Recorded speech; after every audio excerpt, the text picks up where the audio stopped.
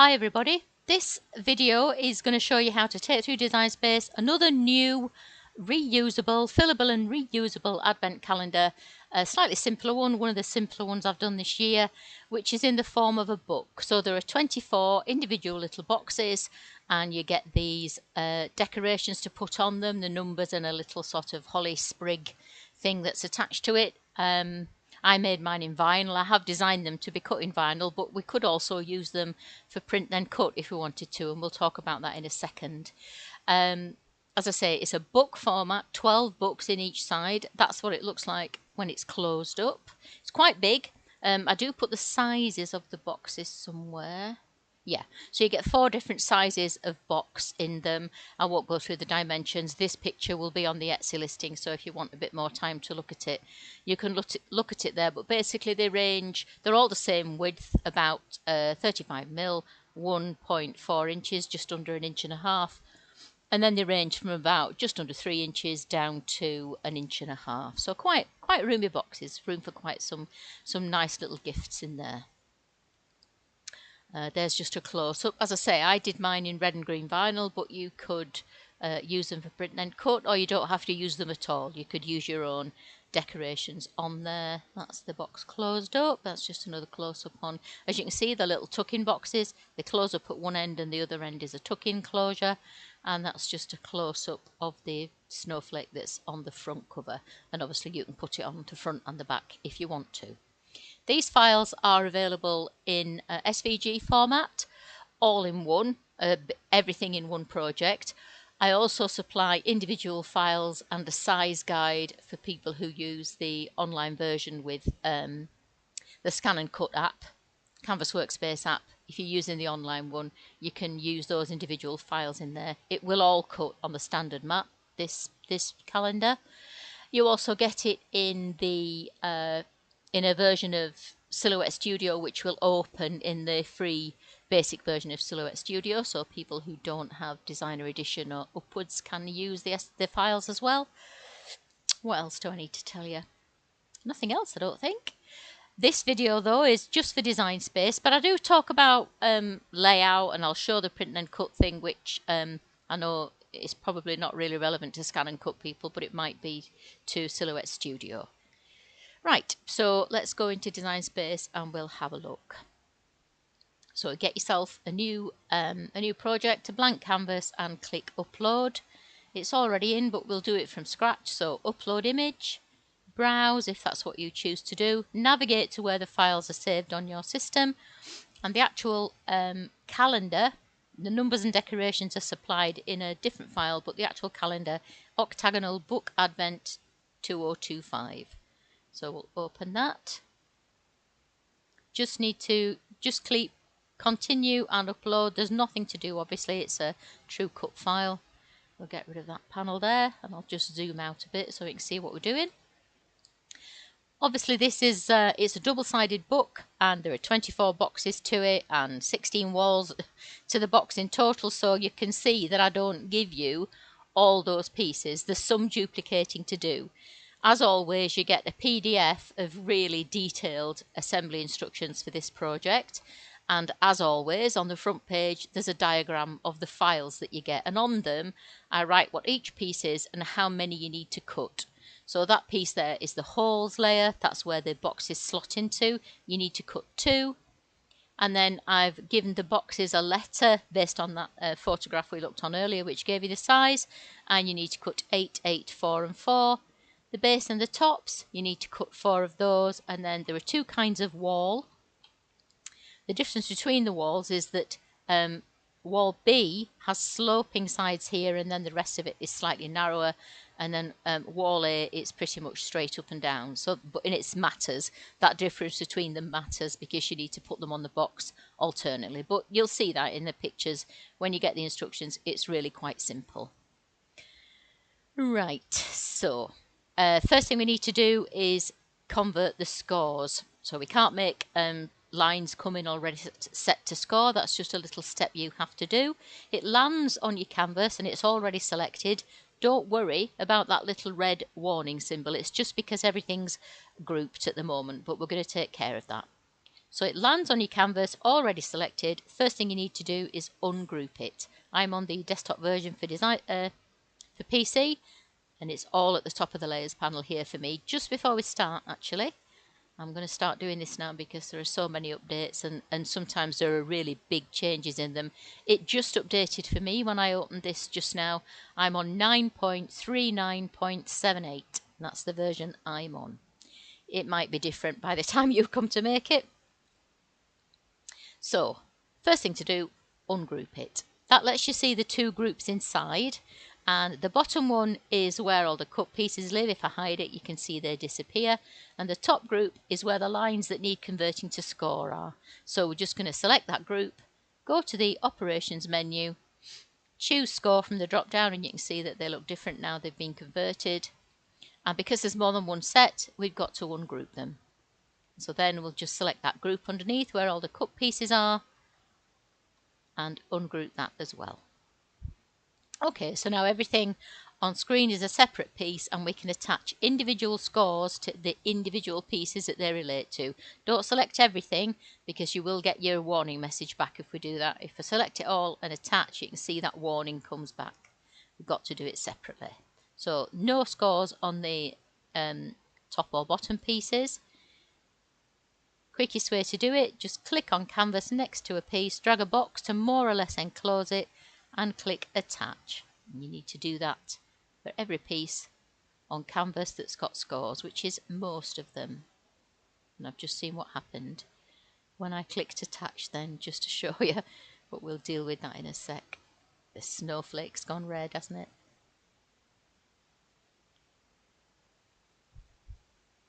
And that needs to stay white because we're going to cut that from a different card. Okay, so as I said, the instructions page, front page of your instructions, pardon me, tells you how many you've got to cut.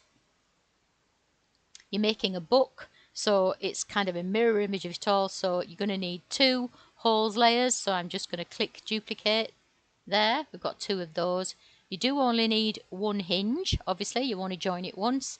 And then these little boxes here, if we just go back to the instructions, pretty sure we need 8 of those, yeah.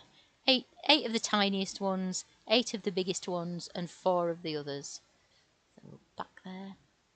So all we do is 2, 3, 4, 5, 6, 7, 8. I'm using Control D on my keyboard there. And we've got 1, and we need 2, 3, 4, 5, 6, 7, 8. We've got 1 of these, we need 4, so again it's just duplicate up here, 2, 3, 4, and same with this one, 2, 3, 4. You can put a snowflake each on the front and the back as well if you want, and if you want to do that, duplicate that piece as well. These we need 4 of, so 2, 3, 4. So as you can see, it's quite a paper hungry thing, but it is reusable. It's not a use it once and throw it away. If you really take care when you're making it and produce something beautiful, I'm sure this is a calendar that you'll bring out year after year. Okay, so that's all the scores and the duplication of pieces taken care of. Let's click make it. So there's, you might choose to cut that from vinyl or card. I cut mine from white card, but it fits on 12 by 12. Everything will fit on the standard mat here. So the only thing you might want to look out for is gaps on the mats where you think you might be able to join something together a bit more economically, for instance. And if you were going to do that, I would do it on the canvas. Yeah, let's have a look. I think you probably could. It just depends how bothered you are. You need 16 sheets, well, 15 sheets of the red and then 1 for the snowflake. But if you wanted to, you might be able to save some paper by doing things like, just zoom in on those. And it is time consuming, but of course, once you've done it, you would just save it as a project. So the way to work out, if you're going to be cutting it from 12 by 12, or if you're going to, whatever paper size oh, we didn't duplicate the walls, did we? Oh yeah, that's quite important actually. Just pop those back down there for a second. Those are the walls, and we need 8 each of those because there's 4 of each kind. So we've got 2 of each there. we need 3, 4, 5, 6, 7, 8. That's quite a lot more paper, isn't it? So if you wanted to experiment with seeing how economically you can get those to fit, if I can just go to my stuff when I made it. Yeah, I tend to cut everything on A3. So hang on, we won't do it that way. We'll go... Can I go back? Yes, I can. I'll go up here, File, New Window, and then I don't lose what we've just done there. Back into my stuff.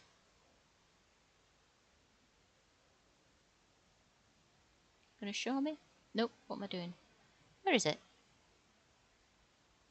Where's it gone? Oh, there it is. Sorry, not very with it, am I today? Right, yes, so if we're just going to customize here, as I was saying, I tend to cut things on A3. So I got all the boxes I needed and I spread them out over an A3 sheet. And the way I did that, I'll show you it in this file, is I went to shapes and I brought in a square. And on my wall, I have written what the maximum cutting area is on all the different pieces of paper there are in the world.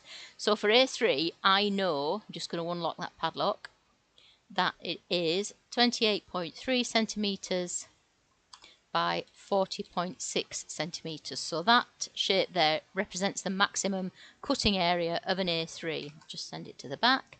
So then I just laid my boxes out in the most economical cut on an A3. And when I cut it from A3, it actually was quite a nice economical cut. How many did I need? 1, 2, 3, 4. Yeah, 5 sheets of A3 for the boxes. Oh, this is actually, yeah, this actually here is a different version of the calendar. I was going to make it a different way to start with. Yeah, so don't worry about all those red bits looking different. The boxes were the same, and this is the layout I chose to use. So what my point I'm making is, if I can close that one, go back to this one, you would bring in the piece of paper that you're going to use. I can quickly tell you if you want to make a note of it. So the maximum cutting area of an A3 is 28.3 by 40.6 centimetres. Maximum cutting area of an A4 is 19.7 centimetres by 28.3 centimetres. I don't have these measurements in inches, I'm afraid. Tabloid, it's 26.6 by 41.9. Letter, it's 20.3 by 26.6, and as I'm sure we all know, 12 by 12 is 29.2 square.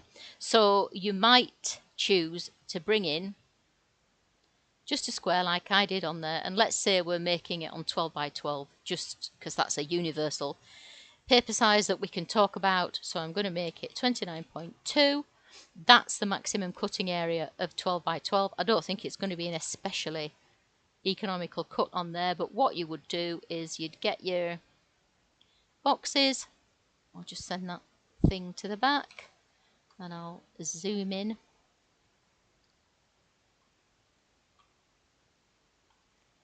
And you can go right to the edges of it because we've already determined that that's the maximum cutting area. And then it's just a case of getting them on there in the most economical layout. And it might be that what Design Space had given us was that. But you can just have a play around and see if you can get a better fit anywhere. Yeah, I don't think we're actually going to, unless it'll spin round that way. Oh yeah.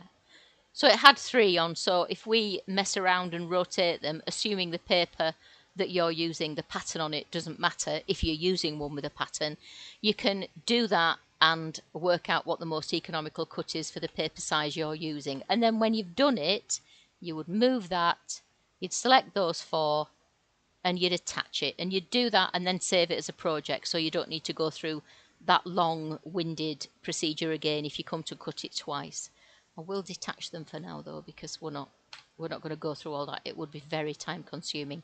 So as I said, it does cut on 12 by 12. I think actually, let's have a look. Yeah, won't fit on tabloid, that piece, because tabloid is 26.6 and it's quite a lot bigger than that. So If you're in the US, you would need 12 by 12 definitely for this project, or even 12 by 24. Yeah, I think that's all we need to talk about. Definitely, see where it's put to. You need to fix that. You can't be wasting all that paper. But I mean, I suppose you could also, the boxes and everything, it's done quite well there with the walls. It's spread those out. We could, of course, choose A4 for the smaller pieces, and then you probably wouldn't need to worry too much because it is going to put 2 pieces on, isn't it? And you can also, of course, choose letter. Just depends what you've got your card, what sizes of paper you've got the card in that you're going to use. I mean, you could, of course, make it from all different colours, couldn't you? Or you might be making it from plain white and printing on some of it, whatever you're doing. It's just to give you a vague idea of what it does do. And yeah, I know it takes a lot of paper, but as I said, hopefully it's one you're going to keep for a long time. I don't think... Oh no, that was it. We need to look at the vinyl, don't we? Right, so I'm just going to keep all that there for a minute while I bring the vinyl in. So again, upload, browse. I'm calling it vinyl. You can do whatever you want with it. Numbers and decoration. And I've laid it out like this just in case there's anybody out there who actually wants to cut these all in an overlay piece like this. I'm just going to delete that for 1 sec. Because they are laid out as if, you know, if you cut those out of pieces of vinyl, we're just going to ungroup that for now. And then I'm going to select the individual layers and I'm going to attach them. Because I've grouped them in colour. So that's all you need to do. I don't think you would do this. I didn't cut it this way, but I've done it this way just in case anybody wants to. So if we click make it now, you can see that the berries stay in the right arrangement and so do those. So that if your box, if you'd made your calendar and your boxes were all in your in the trays like that, you could in theory put the green on as a whole layer and the red on as a whole layer. I didn't do that. I ended up doing them individually. So if we just go back, I'm just going to delete those. Hang on. Bring everything back in just for a second because I will want it. Is it going to let me? Yeah. Yeah. So that's as... Where is it now? There it is. That's as it came in. And I do need to delete all that just for 1 second because I want to just send that on its own. So we'll just get rid of that. So if I send that now, just click make, bring it in and click make. This is how I cut it when I made mine. So you're just using a very thin strip of red vinyl for all the berries. And then for the green, you're using about half a sheet of 12 by 12 for that. And what I did was I applied the green to the boxes all the right way around, so the numbers read straight up like that. And then I just picked individual berries off and placed them on. And honestly, I think that was a lot quicker than either making 24 little separate transfer paper pieces or one big one and trying to get them all lined up on the edges of those sprigs, which I think would take forever. But the option is there for anybody who wants to make it like that. I didn't. I cut mine like that and used tweezers to just pop the berries on, and it was really super quick. Very, very quick to do. Right, so I'm not going to cut it now, obviously. And what I did want to show you was what you could do if you wanted to...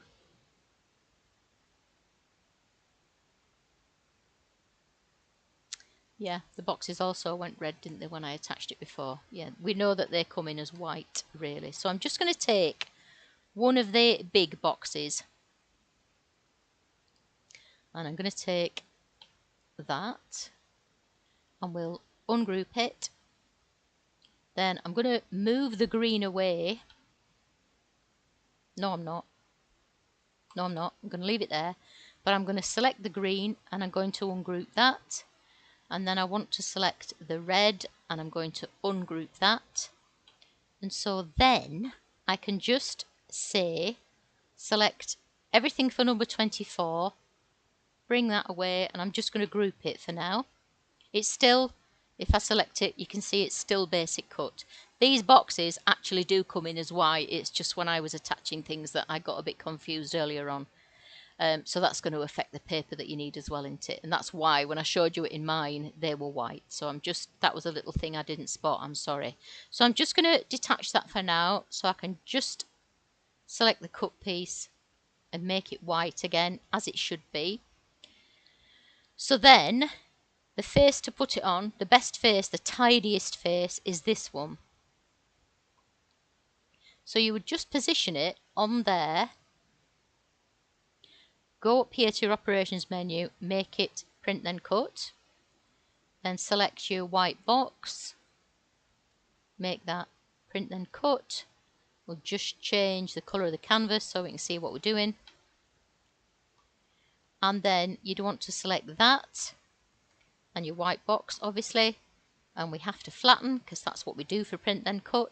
When you do any operation like flatten or slice, it jumps to the front, so we will just send it to the back again, and then we can select that print then cut piece and the scores and attach. And obviously, if you were going to make this via print then cut, you're going to use a lot more paper.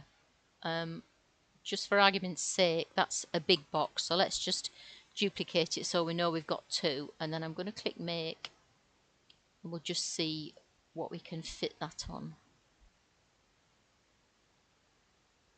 Yeah, it won't let us put two, so yeah, you'd be looking at certainly for the big boxes an A4 each.